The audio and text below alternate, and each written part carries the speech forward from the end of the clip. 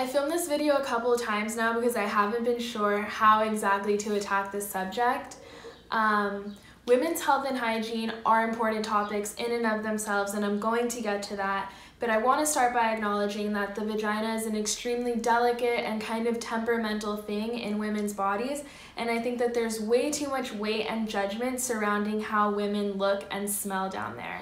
Since middle school, I've been exposed to gossip surrounding the way girls or women smell, and it's always been in the spirit of cutting her down or humiliating her. Up to the present, I've heard grown men gossip about how their partners smell, and it always disgusted me and embarrassed me knowing that I could know something so intimate about another woman and her have no idea. Men's balls smell all the time, and they walk around living their best lives in spite of the fact. But not to mention, I just don't hear women discuss the way men smell as critically as they discuss the way women smell. If there's any men watching this, I hope that you know that you need to have respect for the fact that a vagina is part of a whole body, and that whole body is part of a whole person. We aren't hairless, unscented sex dolls, we're people. I'm not saying anyone has to put up with or choose like poor hygiene or an offensive body odor because feminism. What I'm saying is to be delicate, to be gentle, to understand that these are a person's most intimate body parts, and that has to be managed with respect and discretion. If you can't keep that sort of information sacred and private, then you're too immature for pussy. Seemingly small things like these are enormous gauges of character. Women, please don't have sex with, don't fall in love, don't involve yourself with someone who, when they figure out that you're a human being, when you show signs of being human, they're going to be unattracted to you, or even worse, make you apologize for that. Because vaginal odor and discharge and any sort of other thing that our vaginas do is a completely normal part of being human and of being a woman. And there's really two reasons why a woman might experience an odor down there. And it's either for health reasons or for hygiene reasons. The first and easiest to solve is hygiene. The vagina is like any other dark, warm, wet place in the body. It's going to develop a natural body odor pretty much on the daily. Other places like this would be your mouth and your armpits. It's kind of like morning breath. Just because your partner has morning breath doesn't mean you would reason that they're dirty, they just haven't washed themselves yet. You wouldn't expect someone to have fresh breath all the time, and you can't expect that out of a vagina either.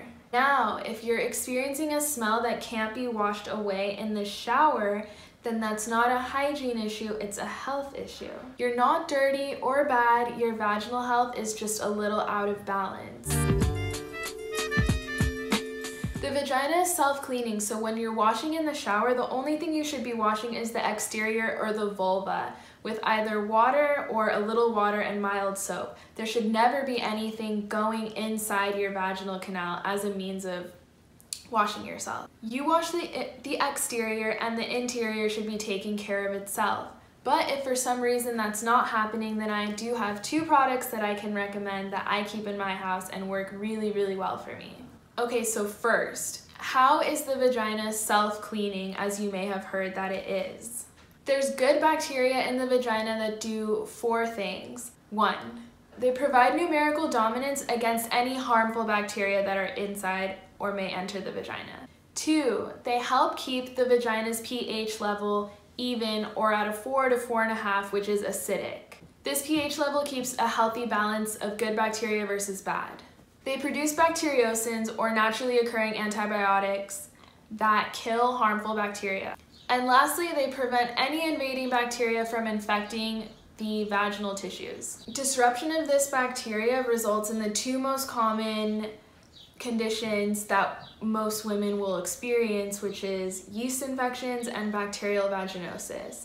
Bacterial vaginosis actively affects about 30% or 21 million American women, and yeast infections are super common as well. About 75% of women in their lifetime will experience one. Some things that may trigger these conditions are 1, antibiotics. Antibiotics inhibit that growth of good bacteria that you need in order to keep your pH level down and to keep bad bacteria at bay. The second, oddly enough, is period blood. When you have your period, the flow can wash away some of that good bacteria, but also your period blood is at a pH level of about 7 versus your vagina's natural 4.5. So if you're a woman who wears a tampon and you're holding all that blood in there, it is possible that you can change your pH level, which can cause an overgrowth of things that you don't want. Other suspected factors are pregnancy.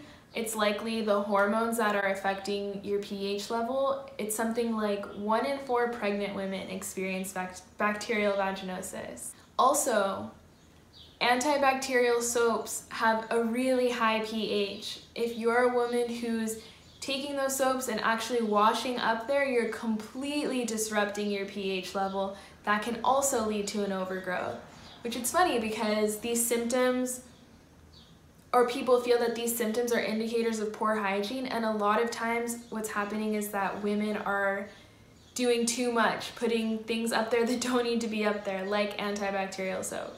But really, as I mentioned, the vagina is very temperamental. Sometimes it just kind of does what it wants to do. So if you look up bacterial vaginosis under the CDC's website or the Center for Disease Control, the reported cause, they admit themselves, is unknown. We don't actually know exactly what are the specific triggers and why this happens.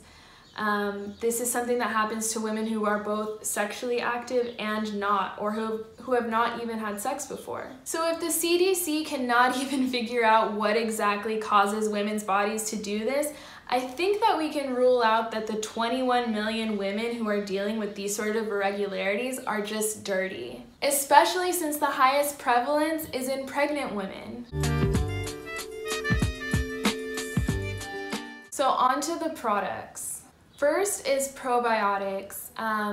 There is a list as long as the dictionary of benefits that probiotics give, but they're amazing for your vaginal health. Probiotics specifically for women's health are introducing strains of bacteria that your vagina would naturally produce. And when you ingest these probiotics orally, they make their way into your system and into your vagina, and they help combat any unwanted bacteria and keep you the way you're supposed to be. This is really a no-brainer. If your levels of good bacteria become low, you take one of these and you get yourself back up to where you need to be. These can be taken preventatively or as a treatment for BV and yeast. I also recommend taking them if you ever have to take antibiotics, which, as I mentioned earlier, antibiotics can inhibit the growth of good bacteria and cause you a lot of negative vaginal side effects. So the ones that I use are by Renew Life. I keep them in the refrigerator. This is a 50 billion live culture strain, but there's varying ranges. I got these at Sprouts and they were about $30, but you can order them on Amazon. And even better, you can order ones just for women's health that have the strains that your vagina needs in a little higher count. And those I think are about $15 on Amazon. So second is my favorite and the star of the show, boric acid suppositories. It sounds kind of scary and long, but they're so simple to use and they're so effective. Boric acid is a natural antifungal and antiviral agent. It's an amazing alternative to treating these irregularities or imbalances like yeast and bacterial vaginosis, because it's working locally inside the vagina to eliminate unwanted bacteria and yeast, as opposed to taking an antibiotic that's working throughout your entire body and killing off everything as opposed to just the bad stuff. With clean hands, you would want to insert a suppository into your vagina as far as it can comfortably go. These actually look exactly like the probiotics. It's white, it's a white powder inside a dissolvable veggie capsule.